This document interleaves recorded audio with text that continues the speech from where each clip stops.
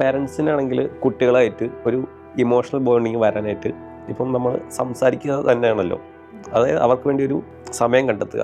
ഇത് എങ്ങനെ ഇത് നല്ല രീതിയിൽ നമുക്ക് കണ്ടെത്താം? കുട്ടികൾ ഉണ്ടാവുന്ന സമയത്ത് നമ്മുടെ വർക്കും ലൈഫും ബാലൻസ് ചെയ്യുന്നതിൻ്റെ കൂട്ടത്തിൽ നമ്മളെല്ലാവരും ഡെയിലി ഫ്രഷ് ആയിട്ടല്ലേ ആളുകളെ കാണാനൊക്കെ പുറത്തിറങ്ങുന്നത്. നമുക്കത് ഒഴിച്ചുകൂടാനാവാത്തൊരു സംഭവമായിട്ട് നമ്മളെ മൈൻഡിലുള്ള സാധനങ്ങൾക്കൊക്കെ നമ്മൾ ടൈം കണ്ടെത്തുന്നില്ലേ?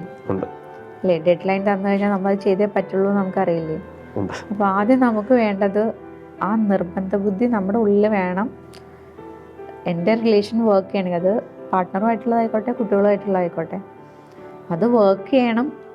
അത് അത്ര പ്രയോറിറ്റി ഉള്ളൊരു സംഭവമാണെന്നുള്ളത് ഉള്ളിൽ തോന്നണം. എന്നാൽ ഈ പറയുന്ന കാര്യങ്ങളൊക്കെ എഫേർട്ട്ലെസ് ആയിട്ട് നടക്കും. ടൈം കണ്ടെത്തി കഴിഞ്ഞ് കഴിഞ്ഞാലും ഇപ്പം എനിക്കിഷ്ടമുള്ള രൂപത്തിലാണ് ഞാൻ ആ ടൈം സ്പെൻഡ് ചെയ്യാൻ ഉപയോഗിക്കണമെന്നുണ്ടെങ്കിൽ അപ്പുറത്തുള്ള ആൾക്ക് അത് ഇഫക്റ്റീവ് ആവണമെന്നില്ല. അപ്പോൾ അപ്പുറത്തുള്ള ആളുടെ ഇഷ്ടം കൂടി മനസ്സിലാക്കിയിട്ട്, ഇപ്പോൾ അച്ഛന് പാട്ട് പഠിക്കാൻ ഇഷ്ടമുള്ളതുകൊണ്ട് പാട്ടിന് വിട്ടു എന്നുള്ള പരിപാടിയായിരുന്നു. അതുപോലെ ആവരുത്. കുട്ടിക്ക് ഇഷ്ടമുള്ള കാര്യങ്ങൾ ചെയ്യാൻ നിങ്ങൾ കമ്പനി കൊടുക്കാൻ പറ്റുന്നുണ്ടോ? അതിന് വേണ്ടിയിട്ട് ചിലപ്പോൾ നമുക്ക് ഇപ്പോൾ ജസ്റ്റ് എക്സാമ്പിൾ പറയുമ്പോൾ ചെസ്സിൻ്റെ ഒക്കെ പരിപാടികൾ ഇഷ്ടമുള്ള കുട്ടികളുണ്ടാവും, കോമ്പറ്റീഷന് പോകാൻ ഇഷ്ടമുള്ള കുട്ടികളുണ്ടാവും. പല സ്ഥലത്താണ് ഇതിൻ്റെ കോമ്പറ്റീഷൻ വരാം. കൊണ്ട് നടക്കാൻ പറ്റുമോ? കുറവാണ്. അപ്പോൾ അതായത് അതിനൊക്കെയുള്ള ടൈം, അങ്ങനത്തെ ഇൻട്രസ്റ്റുകൾ ഇതൊക്കെ വരുമ്പോൾ അവരുടെ ഇൻട്രസ്റ്റുകളെ നമ്മൾ അറിയാതെ ലിമിറ്റ് ചെയ്യണ പോലെ ആയില്ലേ?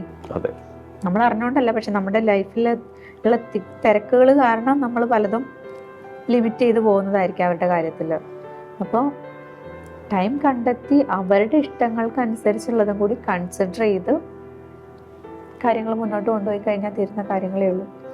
കളിക്കുക എന്നുള്ളതാണ്, ഗെയിമാണ് ബോണ്ടിങ് ബിൽഡ് ചെയ്യാൻ വളരെ നല്ലത്. അത് റിലേഷൻസിലാണെങ്കിലും കുട്ടികളുടെ കാര്യത്തിലാണെങ്കിലും ഒക്കെ.